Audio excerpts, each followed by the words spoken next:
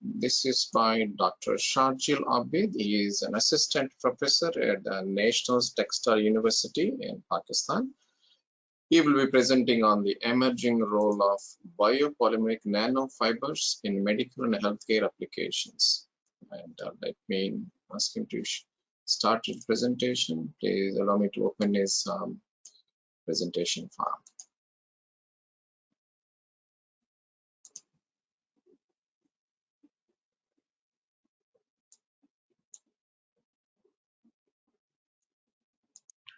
Assalamu alaikum and good afternoon everyone. First of all, I would like to thank CEO of Technobiz Mr. Piram and Mr. Hamid Iskar from Panther Tiles Limited Pakistan for inviting me here today to talk about the emerging role of biopolymeric nanofibers in medical and healthcare applications. So ladies and gentlemen, students and researchers and persons from industry, my name is Dr. Shajil Abad and I am currently working as an assistant professor at National Textile University Faisalabad. I have completed my PhD last year in 2020 and I have been working with South Korea and National University of Singapore during my research work. First of all, I would like to introduce what are nanofibers. So this is a structure of human hair. So the human hair is normally around 60,000 nanometers in diameter. As compared to human hair, the cotton fibers are only 20,000 nanometers. But the nanofibers are of the range of only 1 to 200 nanometers only. So we can see that there is a huge difference. So we can say that nanofibers are far much smaller than a human hair. Nowadays, these nanofibers are used for various applications. These include environmental protection as well as biomedical and tissue engineering, battery energy, packaging, cosmetics, and many other applications. So they are used as either 1D or 2D materials. So nowadays, even the 3D nanofibers are being fabricated and they are being utilized, especially in biological and tissue engineering applications. Other applications of nanofibers include protective garments as well as drug releasing materials, energy storage devices, solar cells, filtration, and many other applications.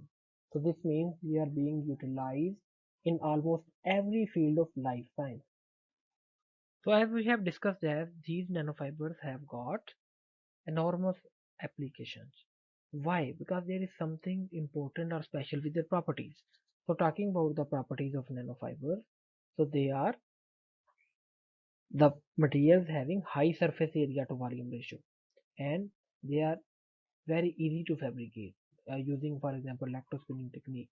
You can try hundreds of polymers depending upon your end application, both natural and synthetic ones, and you have high porosity and interconnected pores.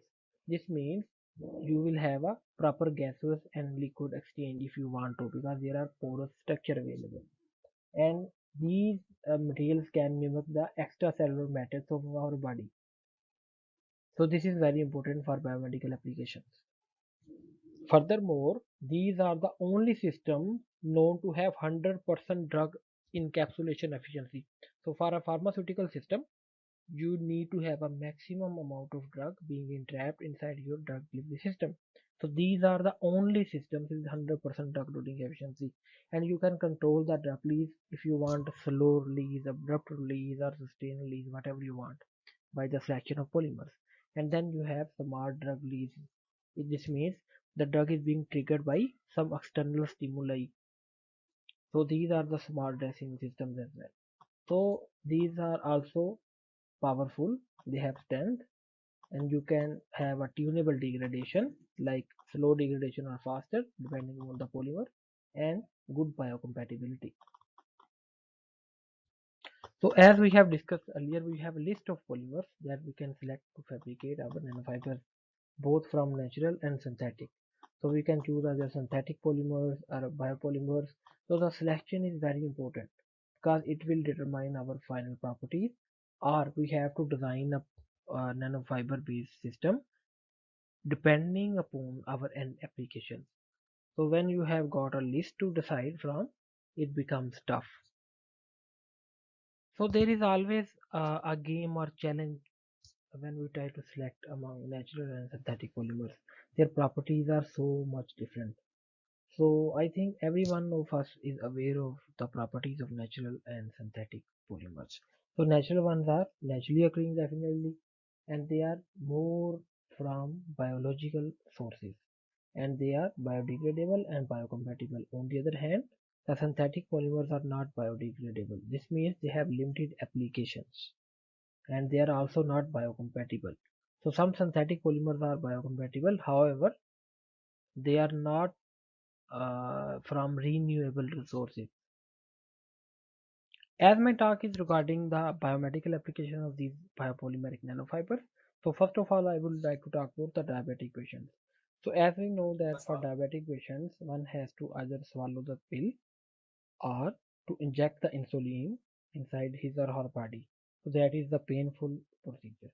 So instead of using these systems, we can use a nanofiber based patch attached to our skin that can release the insulin through our skin into our body. Then we don't have to inject ourselves with the insulin. This means this is more patient compliance product as compared to either oral drug or injections. On the other hand, let's suppose if a person has got inflammatory autoimmune disease, so this is a painful. So if you want to relieve the pain from your knees or joints, you have to take the pill. So when you take the pill, it goes inside your system, it dissolves, and then it reaches to that point where it is actually required. This means you have to put the extra effort or extra route, and many of these drugs go with the waste. This also means that you have to take extra drug than necessary. So if we can apply these nanofibers directly on these areas or these joints which are painful, we can have a controlled drug release or target drug release there, and the drug efficiency will be better. In other words, less amount of drug would be required. So similarly, if you have pain somewhere, instead of taking the pill orally, you can like directly apply the patch to get instant relief from pain. At National Textile University, our group is already working on various applications of biopolymeric nanofibers in medical and healthcare. For example, we have developed a wound dressing that can be applied to burn wounds. So where these dressings showed that they prevented the infection and they provided the drug in controlled manner, as well as, for example, for pain relief and antibacterial activity, and we checked that these dressings enhance the wound healing. So this means these are very suitable. Similarly, these nanofibers are being used for the cancer treatment. So various chemotherapy agents or hypothermia inducing agents or immunotherapy agents and gene therapy agents are entrapped within the nanofiber, and they are placed at cancer site where they release these agents and kill the cancers with apoptosis or other processes. So these are also being used for cancer treatment. Furthermore, these nanofibers are nowadays being utilized for various feminine issues. For example, women are prone to yeast infections, microbial infections down there. So there are various applications of these nanofibers. Among different available techniques, these are now being used for mucoadhesive, uh, you can say drug delivery system for vagina. So these are also being used for treating the vaginal cancer, ovary issues, and other issues as well.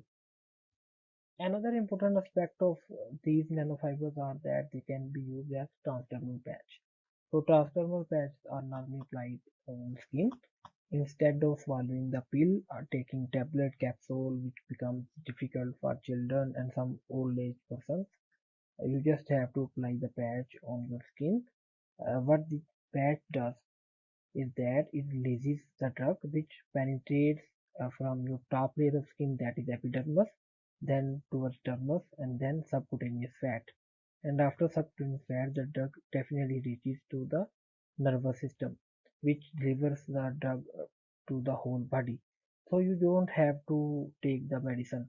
So this application is very important. For example, many of you might have been aware of the transdermal nicotine patches. So nowadays there are transdermal nicotine patches that are used to quit smoking. So they are very useful. You just have to apply the patch on your skin. So the nicotine will be released to your body, and you will not feel the desire to smoke. So this will prevent your lungs from damage from smoke and other notorious agents present inside the tobacco.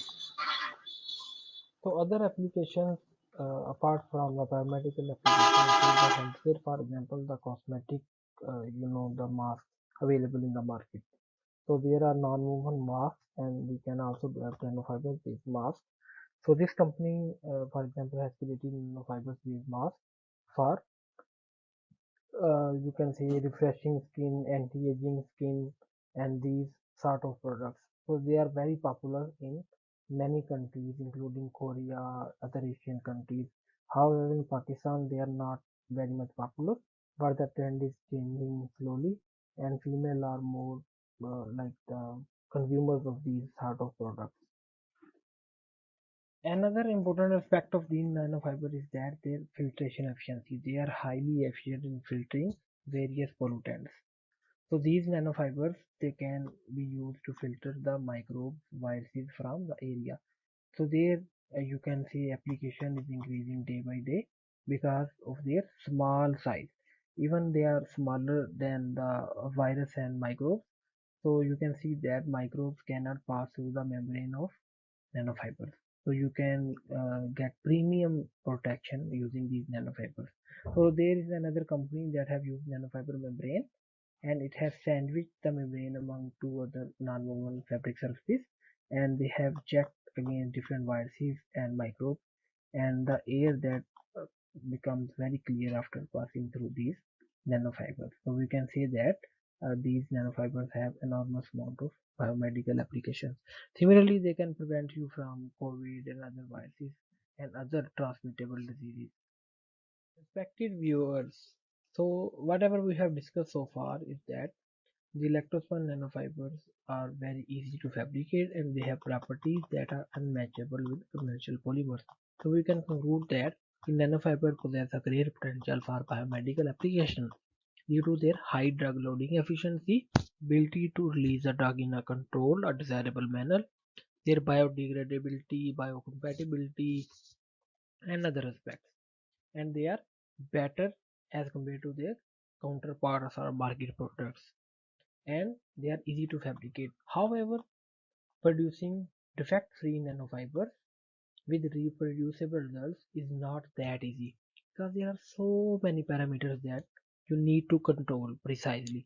For example, when we talk about polymer properties, we have molecular weight and solubility. Definitely, they are going to impact the final properties. Like if you are not in the optimum range of molecular weight, you will not get fibers. Similarly, the solubility of your polymer in that particular solvent is very important. And when we talk about polymer solution interactions, we have concentration, how much polymer you are going to add with respect to weight, its viscosity, like viscosity of the solution, conductivity, surface tension, pH, and one thing that is very important is the additive. If we are adding some pharmaceutical agent or nanoparticles or metallic uh, particles or anything like that, it will change all these properties in viscosity, conductivity, surface tension, pH. So it will interfere with the electrospinning process. So we have to fine tune. Even if like we can say we are adding 1% drug, so we have to check its viscosity, conductivity, what the addition of drug has done with our solution. So if we are increasing the drug content or decreasing the drug content, what effect it is having on our polymeric solution properties. And similarly, we have processing condition. For example, we can control the distance between needle and our collector. Then there is applied voltage like from 5 kV to 80 kV or 100 kilovolt. So we have feed rate. It also influences our you can say fiber formation and a needle diameter. Similarly, we have ambient parameters like what is the temperature and relative humidity inside the machine, and there are other parameters. For example, you can say the flow of air inside the machine. We can control that as well. So there are so many parameters to play on. So this is important for smooth electrospinning. At NTU, our research group is focused on biomedical applications like drug delivery, wound dressings, and others. Filtration like water filtration, air filtration, energy like energy storage devices, cells, batteries, and others. So if you are willing to collaborate, we are always open, and we are more than willing to work with you. And we have facilities that can facilitate your research, your product development as well. So do visit us.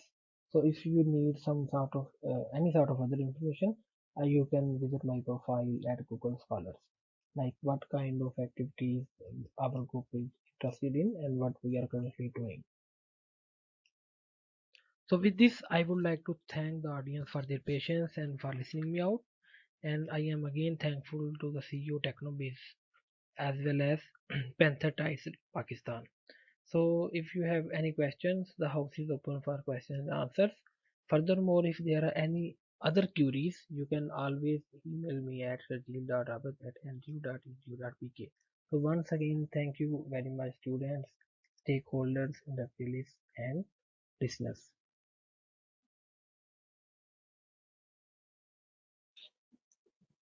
Thank you very much, Dr. Sharjil. Excellent presentation. I think before I let you go on this presentation, um, can you turn on your webcam and also yeah, okay. So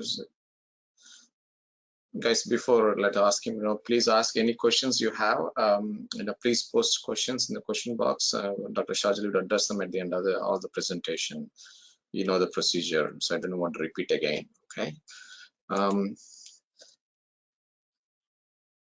Okay, Dr. Sharjil, tell us about your textile university. It's only about textiles and what is happening in your university. Maybe you can share us more information about your university and your department, what kind of activities are happening, please. So, since 1959, National Textile University is mainly focused to develop human resource in Pakistan that can lead the country's security. So currently, if you go in any organization, especially textile related, it will be hard to find an organization without the graduate from National Textile University. So they are working excellently in R&D, in production, in marketing, merchandising, and any department you name. So the thing is that at NTU, we are majorly focused on textile, not only on conventional ones, but technical textiles as well as medical textiles, composite uh, groups as well. We have extended our research areas as well as we are also providing, you can say, consultancies to various firms. So we are also focused on materials, polymers, as well as composite materials, nanoparticles, nanofibers. So the domain is, like you can say, increasing day by day, and we are trying to take the industry to the next level. And you guys work with the government, private sector as well, in doing research, developing materials, polymer materials. Yeah, basically we are a federal university and we are already in collaboration with more than 60 industrial partners. So any big company that you name, Crescent, Sapphire, Nishat, it is on our panel. So we are already taking out the projects that are in the interest of industry, and that is why we can say that you can join our together to discover about the opportunities for collaborative work. So you do offer like a education program, PhD program, postgraduate programs too, right? Is it? Yeah, exactly. PhD, we are offering PhD in textile engineering, in advanced material engineering, PhD in chemistry, and there are the master's program, bachelor's program, fashion design, and many other as well. And among these various textiles that you do conduct research in Pakistan, which area is very prominent, whether it's a medical side or whether it is technical textiles? filtrations? Currently, you know that Pakistan has seen COVID as a blessing in disguise. The orders from all over the world, they are merged to Pakistan. So currently the industry is more focused towards the conventional textiles. We are trying to develop the product as per the customer's requirement, and we are increasing our production day by day. That is favorable for our country's GDP as well. And the technical aspect is that there are few industries that are, you can say, driving the market. They are producing their own products and then they are marketing it. So currently, the major focus is we are becoming customer driven. So the foreign companies, the big companies, Adidas, Nike, for example, they give us some sample and then we develop that and go for production. And the research development, because the textile is integral part of almost everybody's life. Any research gets commercialized, patented and commercialized in locally or internationally? What's happening that side? Yeah, definitely. Basically, our university is already working with you can say leading research institutions of the world. For example, we have been working with Siri. Siri is the number one institute of eye research and infection in the world. It is in Singapore. Then we are already in collaboration with the National University of Singapore, the University of Leeds, UK, France, Czech Republic, and many others. So we have a diverse team. So our faculty it is very dedicated. For example, recently one of our faculty member, Dr. Talha Hamdani, he has got an international patent regarding smart socks. The socks that can uh, tell you on your mobile how many calories you have burned all the day. So we have like triggered the research and then the response is very positive as well. That's super. Thank you very much, sharing the more information about national textile. And you also guys are in the standards development also for the country, in industrial standard. Sorry, I couldn't hear you. Any standards developments, the quality standards for the products, and particularly on the textile related products. You guys, university involved in because on the national board or anything? Basically, our university, as we are more related with the textile industry, so we have members that come and meet us regularly. You can say bi-monthly or after 3 months, 4 months. So they always guide us how they want to see the change in the students and what facilities should be here to conduct the research so that the industry can take benefit from it. But currently, the fact is that whenever we talk about international market, so there are some international standards like ISO, AATCC. So the customer says that I want this product with this ISO standard. So we have to check according to that. And currently we have some accredited labs at our university. So we have ISO certified labs like SGS and others, and you can get your test done accordingly. And many industries are already in collaboration with us. They send us samples, and the samples are valid all around the globe. The results are valid. Yeah. Very nice. Thank you very much for sharing more information about in university. Keep doing good work. Thank you very much. We'll discuss if you have any questions in the Q&A session. Yeah? Please stand by. Yeah. Thank you, Roger. Okay, this is for Sharjil. Dr. Sharjil. Yeah, so the question is, can you comment on nanofiber market in Pakistan? So currently, the nanofiber market is very, you can say, promising, but yet not yet explored. Because I have seen only two products currently available in Pakistan. One is the nanoclo mask that has been developed by Mehran University of Engineering and Technology. And the other one that has been developed by our university, that is also a mask that can prevent you from COVID and other infections. So what they offer is that the mask that we have developed, it can be used for uh, almost 20 washes. So you can say that it is promoting the sustainability, the same mask we are using day by day instead of the single-use mask, as Dr. Yasser Kiyom already mentioned. So the single-use masks are very, you can say, pollution-causing materials nowadays. So currently the market is open and it is a very, you can say, interesting market because its applications are so much. However, apart from Pakistan, in developing countries, there are some products that are commercially available. However, in Pakistan, its market is not fully developed yet. Okay. Dr. Sharjil, would you like to share a few remarks?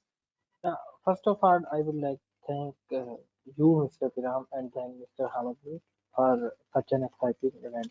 So the talk of Dr. Yasser was very interesting as well. And whatever he said, it is the need of the hour because now it is time for Pakistan to go circular. Because we are a textile and agriculture based economy, and the textile is related with the enormous amount of waste generation. And if we are not going towards sustainability or recycling, so we are going to collapse. So our industries, they are trying to produce and they are trying to become more sustainable. However, the end product, they are not yet sustainable because polyester, it is not biodegradable and it is one of the preferred fibers for the textile sector. And there are some companies that have developed some advanced technologies to recycle polyester using biotechnology as well. So we need to work together with experts like Dr. Yasser and Mr. Hamid and others, and everyone is welcome because it is not about a single field. So when there will be more minds working towards a single goal, we can achieve it. And this is not for us, for ourselves, this is for the country and for our upcoming generation.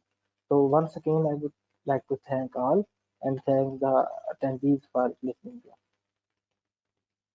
Thank you, Dr. Sharjil, with your well said statement for future, for our country. Fantastic. Agree with you. Totally agree with you. Let's we continue to work on these agendas in on a regular basis. Thank you very much.